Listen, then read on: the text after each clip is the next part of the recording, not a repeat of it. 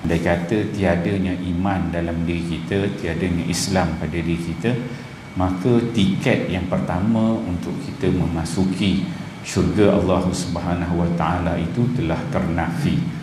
Jadi satu kesyukuran yang patut kita panjatkan kepada Allah Subhanahu Wa Taala. Moga-moga nikmat ini berkekalan di dalam diri kita dan kita jaga dengan sebaiknya. Nabi SAW menyebutkan sifat iman itu antaranya ialah al-iman yanqus wa yazid. Iman yang ada dalam diri kita ini sifatnya dia berkurang dan juga bertambah. Ada waktu iman itu turun, ada waktu iman itu menaik. Dan bagi tuan-tuan dan perempuan yang berada dalam masjid ini, waktu ini dan ketika ini iman kita ni pastinya tengah naik. Berada dalam masjid, duduk semayang berjemaah sama-sama, cuma tak dapat duduk rapat-rapat, jauh-jauh sikit SOP. Jadi suasana ini merupakan suasana yang penuh untuk meningkatkan keimanan kita kepada Allah Subhanahu Wa Taala. Dalam suasana kita dilingkungi oleh para malaikat, hafathumul malaikah. Malaikat pun datang, cuma kita tak nampak aja. Kalau kita buka tingkap keluar sana nampak malaikat, mungkin ramai yang lari balik. Tapi sebabkan kita tak nampak, jadi selamatlah duduk dalam ni. Dan diturunkanlah rahmat, kata Allah Subhanahu Wa Taala. Jadi pastinya kita berada di dalam masjid ni penuh dengan keimanan kita kepada Allah Subhanahu Wa Taala. Cuma balik rumah nanti baru iman tu turun. Yang tu tak kena, yang ni tak kena, air tak cukup manis, tak cukup pahit, anak pula buat hal, masalah kat pejabat, masalah keluarga, masalah jiran. Jadi iman kita pun turun sampai kita tidur. Besok pagi subuh datang, kita charging balik sembahyang jemaah balik. Jadi sifat iman itu yang kus wa yazid, berkurang dan bertambah. Moga Allah berikan kepada kita kekuatan istiqamah dengan keimanan, dapat kita terus beriman dan kita mati dalam keadaan yang iman kita penuh sempurna, bertemu dengan Allah Subhanahu Wa Taala, bertemu dengan Nabi sallallahu alaihi wasallam, dan dapat kita masuk ke dalam syurga Allah Subhanahu Wa Taala. Jadi muslimin muslimat yang dikasihi sekalian, pengajian kita pada malam ini saya menggunakan kitab sambungan daripada bulan lepas. Saya menggunakan kitab Mabahis fi Ulumil Quran. Itu pengajian berkaitan dengan ilmu-ilmu Al-Quran. Kalau buku terjemahannya dalam bahasa Indonesia ini, cara mudah memahami Al-Quran, mengandungi kaedah-kaedah asas untuk memahami ayat-ayat suci Al-Quran sepanjang masa. Merupakan karangan Syekh Manna Khalil Qattan, seorang ulama daripada Mesir, yang telah meninggal dunia pada tahun 1999. Jadi pada bulan lepas kita telah membahaskan, menceritakan tentang apakah isi kandungan yang ada di dalam kitab ini.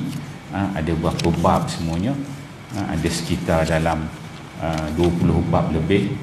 Dan kita baru masuk kepada bab yang pertama, iaitu membicarakan tentang ilmu-ilmu Al-Quran dan sejarah perkembangannya. Kita berhenti dekat situ. Di bab yang pertama, ilmu-ilmu Al-Quran dan sejarah perkembangannya. Al-Quran ialah mukjizat Islam abadi yang semakin maju ilmu pengetahuan, semakin jelas kekuatan mukjizat Allah Subhanahu Wa Taala menurunkannya kepada Nabi Muhammad sallallahu alaihi wasallam. Jadi Al-Quran itu merupakan mukjizat, mukjizat Islam bagi kita umat Nabi Muhammad ini. Al-Quran itu sebagai mukjizat yang kalau kita tengok apabila semakin maju ilmu pengetahuan, semakin cerdik orang, semakin pandai orang, semakin banyak kajian tentang Al-Quran itu, maka akan semakin terzahirlah kebenaran-kebenaran yang ada di dalam Al-Quran. Tidak dapat disangkal, tidak dapat dinafikan kebenaran yang ada di dalam Al-Quran. Dan kajian-kajian moden ini sehari ke sehari, setahun ke setahun membuktikan apa-apa isi kandungan Al-Quran itu tidak ada yang bercanggah dengan sains. Cumanya kajian-kajian terkini ni dia tidak dapat mencapai lagi ketinggian Al-Quran. Ada ayat-ayat Al-Quran yang menceritakan tentang perkembangan yang akan datang, tapi sifatnya umum. Maka ulama-ulama tidak dapat memberikan penerangan yang lebih jelas. Itu dari sudut di dunia. Dan Quran tu kita tahulah, dia cerita tentang sebelum manusia, zaman kita sekarang, di dunia, di akhirat, alam ghaib dan segala-galanya. Dari pelbagai kegelapan hidup, menurunkan mukjizat Allah Subhanahu wa taala, menurunkannya kepada Nabi Muhammad sallallahu alaihi wasallam untuk membebaskan manusia dari pelbagai kegelapan hidup menuju cahaya ilahi. Sifat Quran itu dia membebaskan manusia daripada kegelapan hidup untuk menuju cahaya Allah Subhanahu wa taala. Dia kata way of life. Quran itu sebagai cara hidup kita. Dan membimbing mereka ke jalan yang lurus. Satu, mengeluarkan daripada kegelapan hidup kepada cahaya. Yang kedua, kata pengarang ini, dia membimbing golongan yang beriman dengan Al-Quran ini daripada jalan yang bengkang-bengkok kepada jalan yang lurus. Rasulullah sallallahu alaihi wasallam menyampaikannya kepada para sahabatnya sebagai penduduk Arab yang asal, yang sudah tentu dapat memahami tabiat manusia. Jika terdapat sesuatu yang kurang pasti bagi mereka mengenai ayat-ayat yang mereka terima, mereka langsung menanyakan kepada baginda Rasulullah sallallahu alaihi wasallam. Muka surat yang pertama tu kita punya surat yang pertama. Perenggan yang pertama. Habis perenggan yang pertama, muka surat yang pertama. Jadi beruntung para sahabat yang duduk sezaman dengan Nabi sallallahu alaihi wasallam, mereka ini dapat petunjuk, dapat penerang daripada kegelapan kepada cahaya. Dan mereka ni apabila ada confused tentang ayat-ayat Al-Quran, kurang faham, kurang reti, mereka terus berjumpa dengan Nabi sallallahu alaihi wasallam, boleh tanya Nabi, Nabi pun membenarkan, ni begini-begini hukum dia, begini-begini hukum dia. Jadi settle, tak ada masalah. Berbeza dengan zaman kita sekarang ni. Apabila Nabi sallallahu alaihi wasallam tu tak ada kat zaman kita, jadi benda tu kadang-kadang perkara tu pun perkara khilaf sahaja. Perkara kecil aja, barang boleh bincang kata, benda boleh bincang, tapi diperbesar-besarkan. Kadang benda-benda tu khilaf aja, benda kecil-kecil ada beberapa pandangan, ada beberapa pendapat. Jadi daripada sinilah munculnya firqah-firqah. Ada golongan A, grup B, grup C, kan? Ada beberapa kumpulan yang mana mereka ni membawa pandangan pemikiran yang berbeza. Yang kalau jenis yang ekstrim, yang agak keras itu, dia boleh membawa kepada perpecahan. Maka lahirnya, contoh, lahirnya golongan khalaf, golongan salaf, kan? Dia Quran janji daripada Allah Subhanahu wa taala, inna nahnu nazzalna dzikra wa inna lahu lahafizun. Allah janji Quran itu Allah turunkan dan Allah janji terpelihara sampai hari ke kiamat. Itu janji Allah. Dari sudut ayat kalimah Al-Quran itu janji Allah. Tetapi yang berbezanya ialah dari sudut memahami nas, memahami teks Al-Quran itu. Berbeza dengan umat-umat sebelum ni. Kalau kita tengok umat Nabi Musa, umat Nabi Isa, umat Nabi Daud, suhuf sebelumnya, Zabur, Taurat, Injil, kitab-kitab sebelum ni, kitab itu yang diubah. Teks kitab Taurat, teks kitab Injil itu yang diubah, dipadam, dibuang, berlaku tahrif pada teks kitab-kitab samawi yang dulu. Tetapi Quran tidak berlaku perubahan dia sudut teks. Maka yang kitab-kitab terdahulu ni memang terus sesat terus. Tapi kitab Al-Quran, teks dia tidak berubah, teks dia sama. Tetapi bagaimana umat Nabi Muhammad ini dapat memahami teks Al-Quran itu dengan tepat, dengan betul sebagaimana kehendak Allah Subhanahu wa taala dan Rasulnya. Maka di sana idrak, kemampuan para umat Nabi Muhammad, para mufassir itu mentafsirkan ayat-ayat Al-Quran itu berbeza. Ada para mufassir yang cenderungnya ke arah bahasa, maka tafsirannya itu akan dia cover bab-bab bahasa je, bab-bab lugah, bab-bab nahwu je, bab-bab grammar je. Ada ulama yang hebat dari sudut dia isyari, memberi isyarat, ulama-ulama sufi, maka dia dapat satu perkataan dia akan takwil begini, alif lam mim maksud dia begini, dia memberikan isyarat. Ada ulama sekarang sifatnya minat kepada benda-benda hukum, maka tafsirannya bersifat fiqhi, maka kalau kita baca tafsirnya dia akan pergi kepada fiqh saja. So kecenderungannya itu berbeza antara satu ulama dengan ulama yang lain. So ada kepakaran masing-masing. Dan dia juga kalau dari sudut akidah pula ada penulisan pentafsiran yang cenderung kepada mazhab-mazhab tertentu. Ada mazhab salaf, ada mazhab khalaf, maka penafsiran itu memberikan makna yang berbeza. Ayat Al-Quran yang sama tetapi interpretasinya berbeza, menyebabkan kita sebagai orang awam ni bila baca boleh jadi pening. Jadi itu pentingnya kita belajar ulum ni, kita boleh mentawazunkan, menseimbangkan di antara beberapa pendapat, mentaufikkan jadi pendapat tu kita pun stabil. Di sini dia katakan Bukhari dan Muslim meriwayatkan daripada Ibnu Mas'ud radhiyallahu anhu, katanya apabila ayat ini diturunkan, firman Allah, allazina amanu wa lam yalbisu imanahum bizulmin ulaika lahumul amnu wa hum muhtadun. Orang-orang yang beriman dan tidak mencampur adukkan iman mereka dengan kezaliman, mereka itulah orang-orang yang mendapat keamanan dan mereka lah orang-orang yang mendapat petunjuk hidayah daripada Allah Subhanahu wa taala. Ini dalam hadis Bukhari dan Muslim. Apabila ayat ini diturunkan, jadi orang-orang dalam kalangan sahabat ni, mereka ini berasa keliru tentang ayat ini.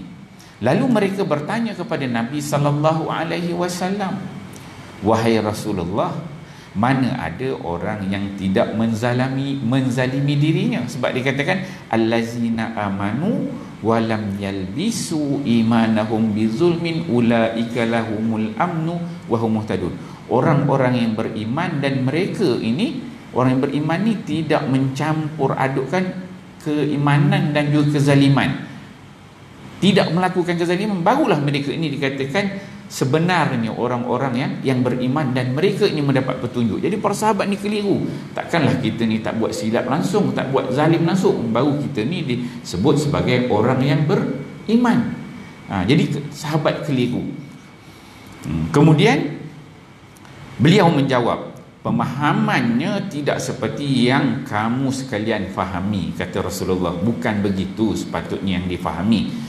Tidakkah kalian mendengar apa yang dikatakan oleh seorang hamba yang saleh, bahawa sesungguhnya syirik itu adalah kezaliman yang besar. Ini disebutkan dalam surah Luqman ayat ke-13. Dan ayat itu disebutkan inna syirka la zulmun azim. Yang dimaksudkan akan kezaliman itu adalah syirik sebenarnya. Jadi orang-orang yang mencampur adukkan iman, kejap beriman, kejap dia syirik dengan Allah. Ketika mana dia berada di rumah Allah, jumpa orang baik, dia pun beriman, percaya. Tetapi apabila dia keluar, jumpa berhala pun dia sembah, jumpa duit pun dia sembah, jumpa orang pun dia sembah jadikan Tuhan, maka bercampur di antara iman dan juga syirik. Maka inilah yang disebutkan oleh Nabi sallallahu alaihi wasallam tidak termasuk dalam golongan yang al-amnu dan juga wahum muhtadun, mendapat petunjuk daripada Allah Subhanahu wa taala. Jadi sahabat keliru. Bila keliru tu sahabat terus jumpa dengan Nabi sallallahu alaihi wasallam. So clear satu masalah. Kalau zaman kita ni, kita nak jumpa dengan siapa? So kita kena jumpalah dengan orang-orang yang faqih, yang alim. yang betul manhaj kefahamannya tentang Al-Quran, tentang hadis Nabi sallallahu alaihi wasallam. Dan kita di Malaysia ni kita ada Jabatan Agama Islam, ada JAKIM, ada Majlis Agama Islam, yang mana mereka ni merupakan golongan yang berautoriti, yang ada ilmu, yang ada kepakaran. Yang kadang-kadang kita di luar ni banyak pandangan-pandangan yang lain yang boleh mengelirukan. Jadi kalau kita ada kekeliruan, kita ambillah pandangan yang mainstream, yang kerajaan punya kan. Jadi insya-Allah selamat. Kita elakkan daripada berlaku perbalahan dan sebagainya. Kemudian Rasulullah sallallahu alaihi wasallam mengajarkan tafsir kepada sahabatnya. Tadi bila ada masalah, sahabat jumpa dengan Nabi, tanya terus Nabi jawab. Dan waktu yang sama Rasulullah mengajarkan tafsir kepada sahabatnya tentang beberapa ayat. Jadi dalam ini disebutkan Imam Muslim dan lainnya mengeluarkan hadis yang diriwayatkan daripada Uqbah bin Amir. Katanya, saya pernah mendengar Rasulullah sallallahu alaihi wasallam bersabda dari atas mimbar. Jadi Rasulullah sallallahu alaihi wasallam membaca ayat surah Al-Anfal ayat ke-60. Wa a'iddu lahum mastata'tum min quwwatin wa min ribatil khair turhibuna bihi aduwallahi wa aduwakum wa akharina min dunihim la ta'lamunahumullahu ya'lamuhum wa ma tunfiqu min syai'in fi sabilillah yuwaffa ilaikum wa antum la tuzlamun. Dan persiapkanlah untuk menghadapi mereka dengan segala jenis kekuatan yang dapat kamu sediakan daripada pasukan-pasukan berkuda yang lengkap untuk menggentarkan musuh Allah dan musuhmu serta musuh-musuh yang lain daripada mereka yang kamu tidak mengetahuinya, sedangkan Allah mengetahuinya. Dan apa sahaja yang kamu belanjakan pada jalan Allah akan disempurnakan balasannya kepada kamu dan kamu tidak akan dianiaya. Surah Al-Anfal ayat yang ke-60. Jadi dalam ayat ini Allah Subhanahu wa taala menyebutkan wa a'iddu lahum mastata'tum min quwwah. Ketahuilah sesungguhnya al-quwwah. Yang dikata al-quwwah dekat sini, kuat di sini adalah memberi makna memanah. Jadi Nabi SAW ajarkan terus para sahabat dari sudut tafsirannya. Jadi sahabat tahu, oh ni tafsirnya, maksudnya kena sediakan diri dari sudut ketenteraan yang kuat, yang kukuh, supaya dapat melawan musuh-musuh yang nyata, yang tidak nyata, yang diketahui, yang tidak diketahui. So Nabi SAW mengajarkan direct kepada para sahabat. So para sahabat bersemangat untuk mendapatkan ilmu daripada Rasulullah sallallahu alaihi wasallam, yang demikian bagi mereka dan bagi mereka merupakan suatu kehormatan. Jadi sahabat Nabi ni merasakan satu kehormatan, suatu kehebatan apabila dapat mempelajari tafsir Al-Quran, ayat-ayat Al-Quran itu direct daripada Nabi sallallahu alaihi wasallam. Itu untungnya mereka. Ada masalah jumpa Nabi ajar terus. Kemudian kata musannif, kata pengarang, diriwayatkan daripada Anas radhiyallahu anhu, dia berkata, adalah seseorang daripada kami apabila membaca surah Al-Baqarah dan Ali Imran, ia sangat seronok. Diriwayatkan oleh Ahmad dalam musnadnya. Jadi sifat para sahabat ini apabila dapat belajar dengan Nabi, memahami isi kandungan Al-Quran direct daripada Nabi sallallahu alaihi wasallam, mereka ni membaca Al-Quran dalam keadaan yang sungguh seronok dan juga gembira. Berbezalah dengan kita.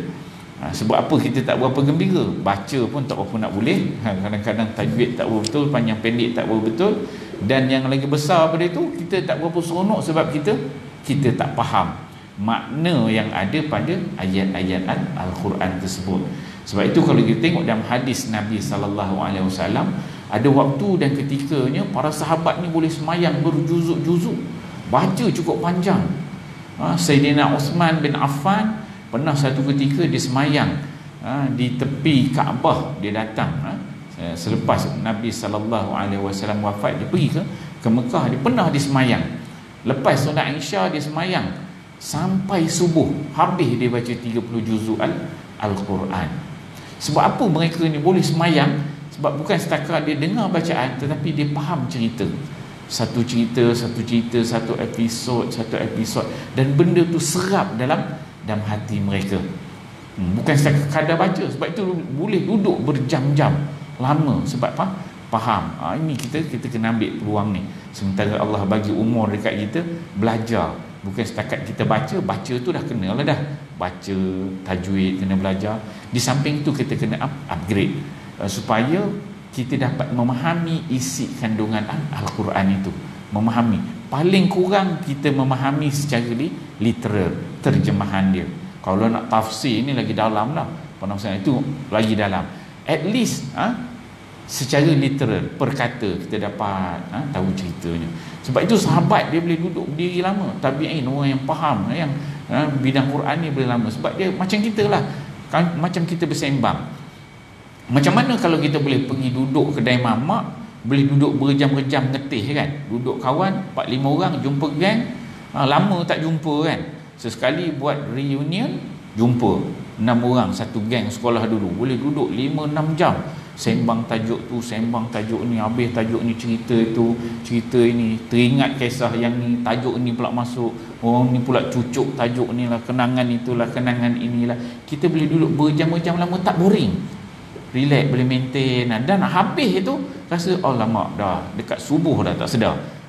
Tak sedar waktu subuh dah, kita pun nak balik dah, nak pisah dengan kawan-kawan. Nantilah tahun depan arrange balik, kita jumpa. Sebab apa kita boleh tahan? Kita faham cerita, kita ingat sejarah itu, kawan semua begitu, jadi kerangka itu. Itu yang berlaku dengan Saidina Osman bin Affan, boleh baca 30 juzuk. Ada beberapa orang sahabat duduk belakang tu jadi makmum, duduk sampai habis, sampai subuh baca 30 juzuk. Hebat, sebab dia faham, dia memahami isi konten daripada Al-Quran. Dia boleh tahan, boleh lama, boleh dia try buat kat sini kan. Tapi tinggal imam je lah kan, makmum semua lagi balik kan, tak tahan. Allahu Rabbinya. Okey. Kemudian mereka juga bersemangat untuk mengamalkannya dan bersikap tawakuf, tidak melakukan ijtihad dalam masalah-masalah hukum yang terkandung. Jadi sifat para sahabat ni, dapat aja ilmu daripada Nabi, dapat memahami itu, mereka akan terus mengamalkan. Fahami, amal terus. Dan mereka ini, para sahabat ni, tidak memandai-mandai berijtihad, keluar hukum sendiri, begini tidak. Sifat para sahabat. Sebab para sahabat ni semua dipercayai siqah, tak ada yang menipu. Yang namanya sahabat, ulama ittifaq, sahabat ni dipercayai. Dalam masalah hukum dia orang tidak berijtihad. Apa Nabi kata berikut, kalau tak tahu diam. Dan ini diajar oleh Nabi SAW sendiri. Ada ketikanya Nabi SAW didatangi oleh orang Yahudi, didatangi oleh orang munafik. Jadi Nabi ini ditanya oleh orang Yahudi, orang munafik. Dia tanya tentang satu hukum, tanya tentang sesuatu perkara. Yas'alunaka 'anir ruh. Ada yang datang, orang Yahudi tanya, apakah itu ruh? Nabi SAW dia tak pula duk mereka duk jawab ini, tak. Nabi dia tak tahu, dia diam, tunggu wahyu, tunggu Jibril datang. Jadi bila Jibril datang bawa wahyu, baru Nabi SAW berikan jawapan. Mungkin kadang-kadang ada mengambil masa sehari, 2 hari, 3 hari, baru wahyu turun. Maka diterangkanlah makna. Kalau tak reti, Nabi akan diam, menunggu sampai wahyu turun. Dan para sahabat inilah yang diikut oleh para sahabat. Apabila melibatkan hukum, perlu ijtihad, mereka ni diam, tawakuf, tunggu Nabi kata macam mana. So kalau kita pada hari ini, semua benda kita boleh jawab, kita reti semua benda. So kena berhati-hatilah, ikut sunnah Nabi SAW dan juga sunnah para sahabat.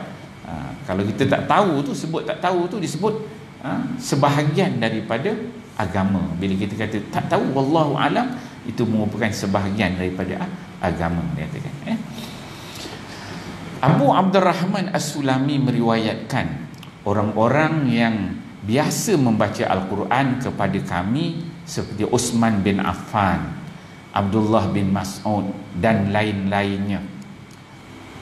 Mereka memiliki sikap bahawa apabila mereka belajar beberapa ayat daripada Nabi sallallahu alaihi wasallam, mereka ini akan terus memahami dan mengamalkannya. Mereka mengatakan fata'allamnal Quran wal ilma jami'an. Ini sifat para sahabat. Abu Abdurrahman As-Sulami ni dia tabi'in. Jadi dia ni mengambil bacaan, dia belajar Al-Quran daripada siapa yang biasa mengajarkan Al-Quran? Daripada Uthman bin Affan. Ni figure-figure besar dalam Quran. Abdullah bin Mas'ud, sahabat yang cukup besar, yang Nabi kata kau nak belajar Quran, ambil daripada sahabat ni, Abdullah bin Mas'ud. Kata Abdurrahman As-Sulami ni, mereka ni apabila mereka ni mengambil ayat-ayat Al-Quran, membaca ayat Al-Quran daripada para sahabat ini, sikapnya bagaimana? Mereka belajar beberapa ayat daripada Nabi sallallahu alaihi wasallam. Dia ceritakan bahawa para sahabat ni bila dia ambil bacaan daripada Nabi sallallahu alaihi wasallam, dia akan terus mengamalkannya. Ada diriwayatkan Abdullah bin Umar, apabila dia ambil daripada Nabi bacaan tu, dia akan ambil 10 ayat. Dia tak ambil banyak sebab dia takut dia tidak dapat mengamalkan ayat Al-Quran tersebut. Maka dia berjumpa dengan Nabi, ambil 10 ayat. Dia ambil 10 ayat, faham, hafal dan amalkan 10 ayat tu. Habis 10 ayat tu dah dapat amal, faham, baru jumpa Nabi, ambil lagi 10 ayat. Ini sifat para sahabat dalam dia belajar, memahami dan mempelajari Al-Quran. 10 ayat dia ambil daripada Nabi sallallahu alaihi wasallam. Sehinggalah mereka dapat amalkan, baru dia ambil ayat yang lain. Sebab itu kalau kita melihat mushaf yang lama, mushaf Al-Quran yang awal, zaman sahabat, zaman tabi'in dulu, dia bukan macam mushaf kita. Mushaf kita ni dia ikut muka surat. Satu muka surat ada 15 baris. Kemudian dia ada 30 juzuk, kan? Kemudian dia sudut ain, orang sebut makra'. Satu juzuk tu ada 8 makra'. Dia pecahkan kepada hizib, 60 hizib. Itu Quran kita pada hari ini. Tetapi Quran yang ada pada sahabat dia berbeza. Dia 10 ayat. Asyarat. 10 10 ayat dia akan letak ada bintang 3 titik. Zaman sahabat ni lagilah, dia punya ayat tu dia tak ada nombor. Memang tak ada nombor lagi, memang kosong, tak ada nombor, tak ada baris, tak ada titik lagi. Tapi sahabat ni, antara salah satu perangai sahabat ini ialah mereka ni apabila mereka mengambil bacaan daripada Nabi sallallahu alaihi wasallam, dia akan menggerakkan jari. Bila Nabi baca tu dia kira, oh berhenti kat sini. Nabi kira baca je, oh berhenti kat sini. Nabi baca je dia berhenti. Nabi baca je berhenti, dia kira lagi. Jadi sampai 10 dia akan ambil. Cukup Rasulullah, ambil dulu. Jadi sahabat ni dia tahu tanda wakaf tu bila Nabi sallallahu alaihi wasallam berhenti. Tak ada nombor, tak ada zaman tu nombor ayat ke berapa-berapa, tak ada lagi. Dia berhenti, jadi sahabat pun dia kira. Dan dia tanda. Masa yang awal tu 10 kali berhenti, tanda letak bintang 3 titik. Kalau kita tengok masa-masa lama gitu, tak, dia letak 3 titik warna merah. 3 titik. Antara 3 titik dengan 10 ayat tu kosong di tengah tu. Macam kita karangan kita hari ni lah, titik aja, titik terus ayat tu. Lagi zaman tu dia tak ada, dia terus saja. Tak ada nombor-nombor ayat, kosong aja. Saya ingat kalau zaman saya ngaji dulu, ngaji Quran tahun 1980-an kan, tuan-tuan ni mungkin ada 90-70. Dulu punya mana ada nombor ayat, tak ada. Zaman 70-an dulu kan, 60-an tak ada. Dia hanya ada Bismillahirrahmanirrahim, ujung tu bulat aja. Bulat, dan dia bukan bulat pun, dia letak gambar love macam tu kan. Tu Quran lama. Start tahun 90-an, baru apabila kerajaan kita menggazetkan, kita menggunakan rasam Osmani, kita berkiblatkan kepada mushaf di Mujamma' Malik Fahad Madinah, baru pada ketika itu dia dah masukkan nombor, dia standardkan tulisan, tanda-tanda pada huruf itu di standardkan menggunakan rasam Osmani kan. Baru dia ada. Kalau awal-awal dulu tak ada. Jadi para sahabat mereka ini mengambil bacaan 10 ayat, kemudian baca, difahami, barulah mereka mengambil bacaan yang lain. Itu yang disebutkan fata'allamna al-Quran wal ilma jami'an. Kata para sahabat, kami belajar Quran dan ilmu itu serentak. Baca pun, ingat, hafal waktu yang sama, wal ilma jami'an. So dua itu dia belajar serentak. Ilmu, membaca, ingat, dan juga boleh baca Quran. Dua. Kalau zaman kita ni, sebabkan kita bukan orang Arab, satu nak faham, jadi kita kecil-kecil belajar baca dulu. Dah besar sikit ni, so belajarlah ilmu-ilmu tentang Al-Quran, memahami maksud, kalimah, perkata dan sebagainya. Jangan pisahkan. Jangan belajar tajwid je, belajar baca je, tak belajar makna pun bahaya. Boleh juga apabila kita salah faham, boleh merosakkan kefahaman kita. So kena serentak. Ambil ruang untuk baca dengan betul, baca sudut bacaan, untuk memahami ilmu tu juga perlu serentak. Tidak boleh ditinggalkan salah satu. Kalau budak-budak tak apalah, dia belajar ngaji je. Kemudian Rasulullah sallallahu alaihi wasallam melarang mereka menulis selain daripada Al-Quran, sebab dikhawatirkan ianya akan bercampur aduk dengan yang lainnya. Mula-mula zaman Nabi sallallahu alaihi wasallam Quran itu diturunkan, jadi para sahabat penulis wahyu ini, penulis Al-Quran ni tak ramai. Di Mekah pada ketika itu ada ulama kata 4 orang aja dalam kalangan orang Quraisy. Di antaranya Waraqah bin Naufal yang reti membaca, reti menulis. Ada ulama mengatakan keseluruhan penulis wahyu Nabi ini seramai 26 orang. Ada mengatakan beberapa bilangan lain. Tak ramai sebenarnya yang reti membaca dan juga menulis. Kebanyakan para sahabat pada zaman awal Nabi SAW berdakwah di Mekah dan sebahagian di Madinah, mereka ini memang menghafal je. Jadi Nabi itu baca dia hafal terus. Itu kelebihan orang Arab. Tak sama dengan kelebihan orang Melayu. Orang Melayu ni lain lebih dia. Arab ni zaman dululah kuat ingatan dia. Zaman sekarang ni saya rasa dah tak berapa kuat, dah tak sama. Saya belajar negara Arab lebih kurang je.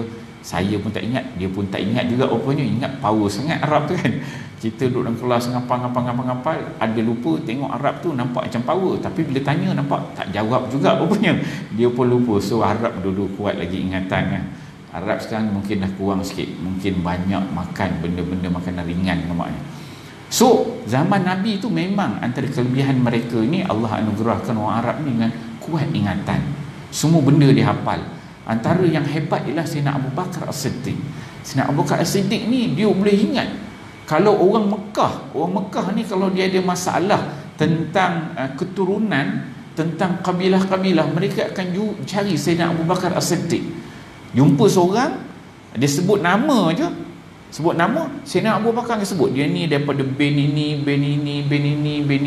sampai kabilah, terus dia sebut. Jumpa orang kalau ada masalah di sudut keturunan, jumpa anak siapa-siapa tepi jalan mana mari, jumpa Sayyidina Abu Bakar As-Siddiq. Dia orang yang cukup disegani, kuat ingatannya, dan dia tahu susur galur semua kaum, semua Bani Quraisy, semualah puak-puak Arab ni dia tahu keturunan dia, nama semua dia hafal. Itu kelebihan.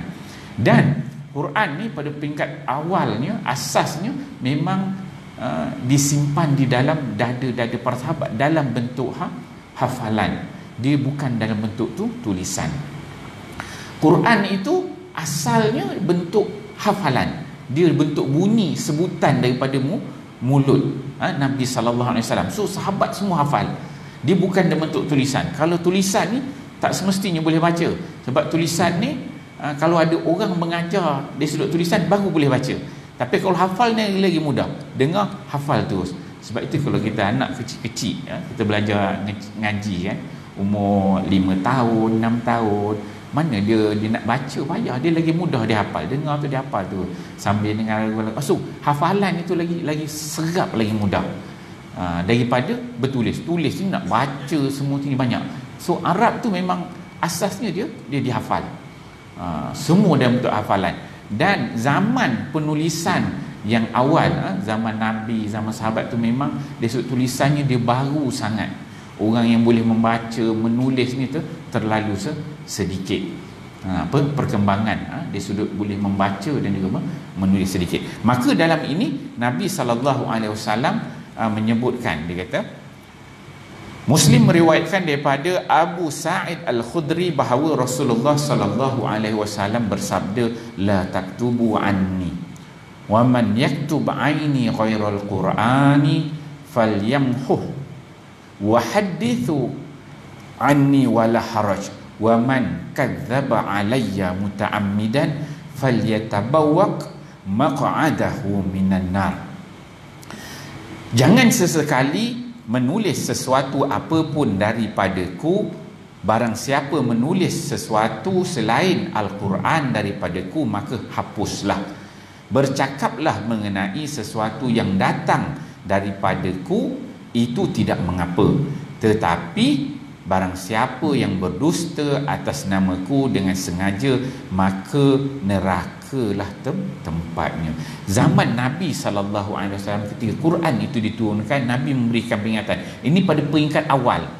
Peringkat awal kenabian Nabi, peringkat awal Quran itu turun, Nabi dia melarang para sahabat ni, jangan tulis daripada aku ni melainkan Quran. Yang bertulis, yang boleh ditulis Quran saja. Hadis jangan tulis. Ini peringkat awal. Jangan tulis hadis, jangan. Yang boleh tulis hanya Quran aja. Dengar daripada Nabi, kalau nak salin Quran aja. Hadis jangan, Nabi larang.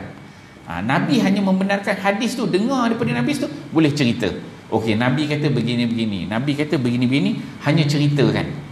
Dia cerita, sampaikan apa yang Nabi cakap itu. Tetapi yang boleh ditulis hanya Al-Quran saja. Hadis tak boleh. Dan Nabi sebut apa yang Nabi sampaikan tu, sampaikan. Tetapi jangan berdusta. Yang Nabi tak kata, dia kata ya, maka Nabi menyebutkan falyatabawwaq maq'adahu minan nar. Maka orang yang berbuat pendustaan ke atas Nabi SAW ini, dia telah menempah satu kerusi di dalam neraka Allah Subhanahu wa taala. Wali'azubillahi min zalik. Okey. Kemudian meskipun Rasulullah SAW pernah mengizinkan sebahagian sahabatnya setelah itu untuk menulis hadis. Setelah beberapa waktu dah sampai di Madinah, dah ramai para sahabat yang menulis, Quran pun banyak yang dah turun, para sahabat pun dah faham tentang Islam, agama Islam. Maka ada waktu dan ketika sebelum wafat Nabi, Nabi membenarkan para sahabat ni menulis sebahagian daripada hadis-hadis yang bukan daripada Al-Quran. Sesungguhnya masih memiliki hubungan dengan Al-Quran. Demikian juga pada masa Khalifah Abu Bakar dan juga Umar. Maksudnya yang dibenarkan oleh Nabi SAW yang ditulis selain daripada Al-Quran itu adalah perkataan-perkataan, hadis-hadis, ucapan Nabi yang berkaitan dengan makna Al-Quran itu sendiri. Itu yang dibenarkan. Maka dari sinilah lahirnya Quran itu, dia ada penafsiran Al-Quran, penafsiran kepada ayat Al-Quran. Itu yang dibenarkan oleh Nabi SAW. Itu pun bukan peringkat awal, peringkat akhir, di akhir hayat Nabi SAW. Itu yang ditulis. Dia termasuk hadis tetapi yang berkaitan dengan ayat-ayat Al-Quran. Kemudian pada masa Khalifah Uthman radhiyallahu anhu, sebenarnya Al-Quran pertama kali dikumpulkan adalah pada masa Abu Bakar selepas peperangan Yamamah, seperti mana akan dijelaskan dalam perbahasan yang akan datang. Jadi zaman Nabi SAW itu, Quran itu ditulis pada apa? Hanya ditulis pada kulit kayu, tulang-tulang, daun, pada batu. Itu yang ditulis. Tempat yang ditulis. Dah letak kertas tak ada. Maka ditulis pada tempat-tempat begitu. Bagaimana nak tulis semua ayat Quran? Tentulah susah, kan? Ditulis dalam bentuk itu dan berterabur ayat Quran mula turun. Dari sudut surahnya berterabur, susunan ayatnya pun tidak setempat. Memang berterabur ayat Quran. Ayatnya pun tidak berterabur, susunan surah pun berterabur zaman Nabi. Tapi semua ada.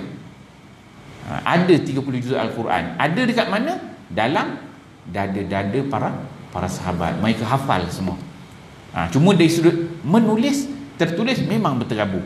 Ayat berterabur, surah pun berterabur. Maka ni disebutkan, dia kata sebenarnya Al-Quran pertama kali dikumpulkan adalah pada masa Abu Bakar selepas peperangan Yamamah. Jadi zaman Sayyidina Abu Bakar selepas Rasulullah wafat, zaman Abu Bakar As-Siddiq, berlaku satu peperangan, namanya peperangan Al-Yamamah. Peperangan Al-Yamamah ni, masa berlaku peperangan itu, Sayyidina Abu Bakar As-Siddiq dia menghantar orang-orang Islam untuk pergi perang, dan disebut seramai 70 orang hafiz Quran yang dihantar, dan mereka ni syahid, dibunuh oleh orang kafir pada ketika itu. So kita beri laluan untuk azan.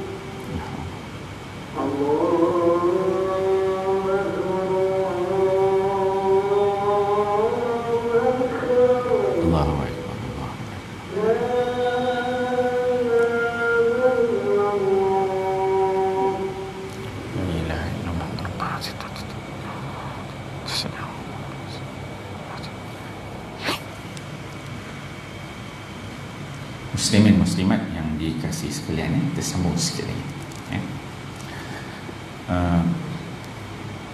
Zaman Abu Bakar As-Siddiq ini, yang disebut sebagai peperangan Al-Yamamah ni, asalnya di satu kawasan namanya Al-Yamamah itu, orang kafir dekat situ, mereka ini mengatakan mereka ni nak memeluk Islam, nak belajar tentang Islam, nak berimanlah kepada Nabi Muhammad sallallahu alaihi wasallam.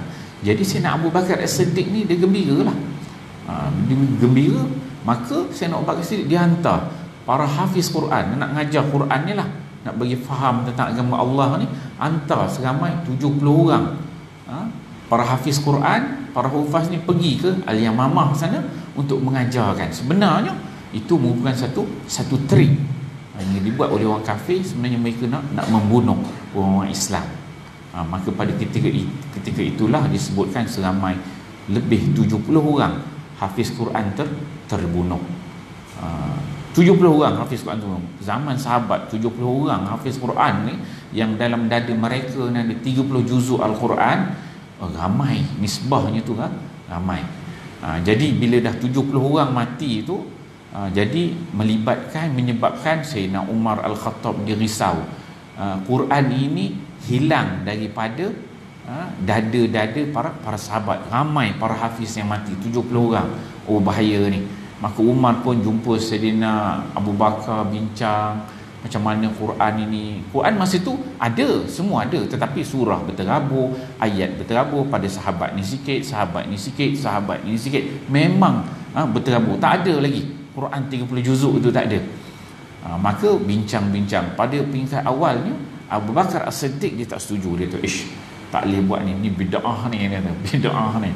Nabi SAW tak pernah suruh, dan Nabi tak buat pun. Longgokkan 30 juzuk Al-Quran satu tempat. Jadi benda ni benda bid'ah, benda baru lah. Jadi setelah berlaku perbincangan, melihat pelbagai aspek, pelbagai sudut, maka akhirnya Abu Bakar As-Siddiq pada ketika itu sebagai khalifah dia bersetuju. Setuju, bolehlah kita kumpul lah. Memang hafiz habis ni, besok ni jadi masalah besar apabila Quran ni hilang. Barulah Quran itu dilonggokkan setempat. Maka diberikan arahan kepada salah seorang sahabat yang sangat hebat, yang sangat alim, penulis wahyu Nabi sallallahu alaihi wasallam, yang bernama Zaid bin Thabit. Zaid bin Thabit ni dia banyak kelebihan lah yang ada pada dia. Dia orang Madinah, dia bukan muhajirin, orang Ansar. Dia orang yang cerdik, yang pandai, penulis wahyu Nabi sallallahu alaihi wasallam. Semangat dia dengan Nabi ni, semangat dia dengan Islam ni lain macam. Ketika mana perang yang pertama, perang Badar, perang Badar ni tahun kedua hijrah Nabi sallallahu alaihi wasallam. Masa perang Badar tu dia masih kecil lagi, rendah, tak cukup umur lagi.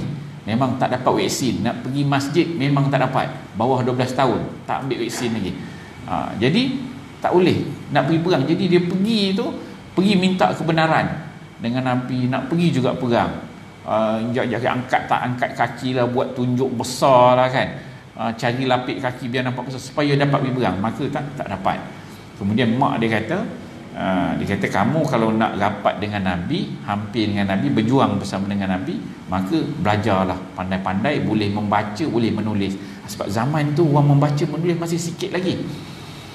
Jadi dia pun belajar, dan Allah anugerahkan pada Zaid bin Thabit ni kecerdikan yang luar biasa. Cerdik, pandai, pick up otak dia. Pernah satu ketika Nabi SAW ni dia banyak delegasi yang datang jumpa dengan Nabi ni, nak tahu tentang Islam. Dan Nabi perlu berkomunikasi dengan orang Yahudi, dengan orang Nasrani, dengan banyak puak-puak kabilah ni. Jadi Nabi SAW ada satu ketika dia berdepan dengan pihak Yahudi ni. Jadi apabila berkomunikasi, kita payah nak faham, orang Islam payah nak faham.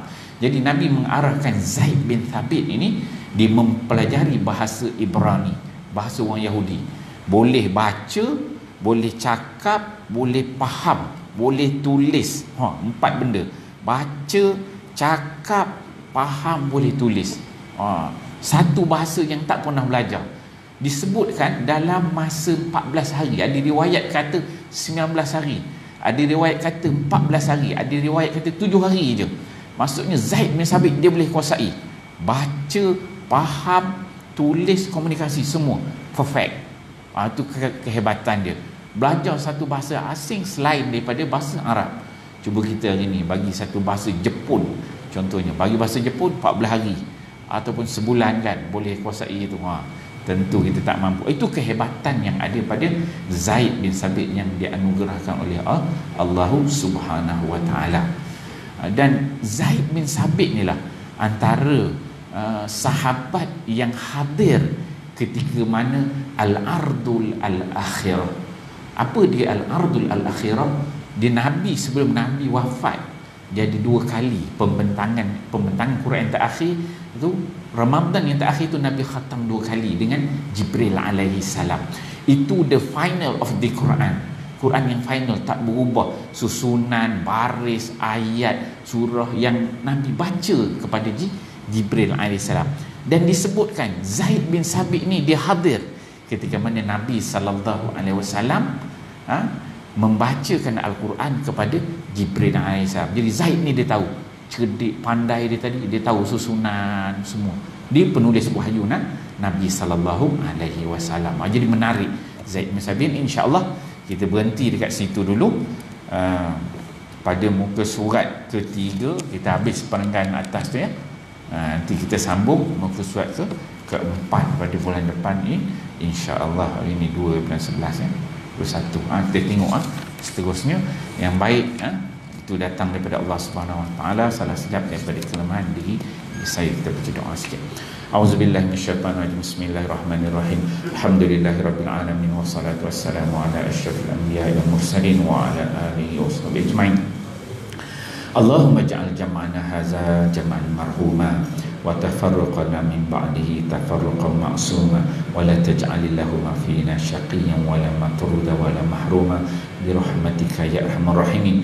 Allahumma dafa'na al-waba, Allahumma dafa'na al-waba, Allahumma dafa'na al-waba wal ghala wal riba waz zina wal mihan wasu'al fitan ma zahara minha wa ma batan birahmatika ya arhamar rahimin. Rabbana atina fid dunya hasanah wa fil akhirati hasanah wa qina adzabannar. Wa sallallahu ala sayidina Muhammad wa ala alihi washabbihi wasallam. Walhamdulillahi rabbil alamin. Taqabbalallahu minkum. Assalamualaikum warahmatullahi wabarakatuh.